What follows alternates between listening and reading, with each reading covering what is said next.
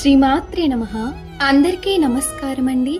లలితా సహస్రనామంలో 107వ శ్లోకం. ముద్గౌదనాసక్త చిత్త సాకిన్యాంబ స్వరూపిణి ఆజ్ఞా చక్రాబ్జ నిలయ శుక్లవర్ణ షడానన. భావం: పెసరపప్పుతో వండిన అన్నం అంటే ఇష్టపడే మనసు కలది. మూలాధార చక్ర అధిదేవత అయిన శాకిని అనే తల్లి రూపంలో ఉన్నది.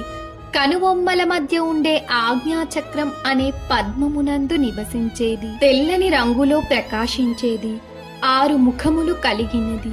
ఒక్క క్షణం ఊహించండి. ఒక రాజుకు 2 మంత్రులు ఉండేవారు. ఒకడు ఎప్పుడూ రాజుకు నచ్చే మాటలే చెప్పేవాడు, మరొకడు మాత్రం నిజం చెప్పేవాడు. ఆ నిజం కొన్నిసార్లు వినడానికి కఠినంగా ఉండేది. ఒక రోజు రాజ్యం పెద్ద ప్రమాదంలో పడింది. అప్పుడు రాజుకు అర్థమైంది, తనకు అవసరమైంది పొగడ్తలు కాదు, సరైన నిర్ణయం తీసుకునే జ్ఞానమని. అదే అమ్మవారి శ్లోకంలో బోధిస్తున్నారు.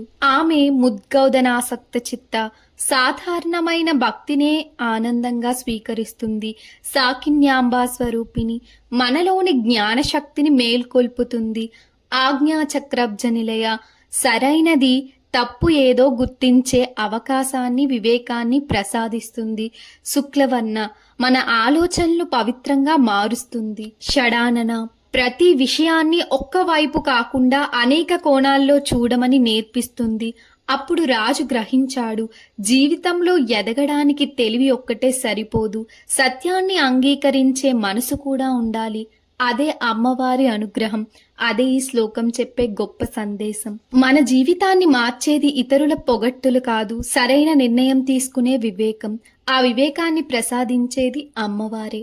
శ్రీమాత్రే నమః.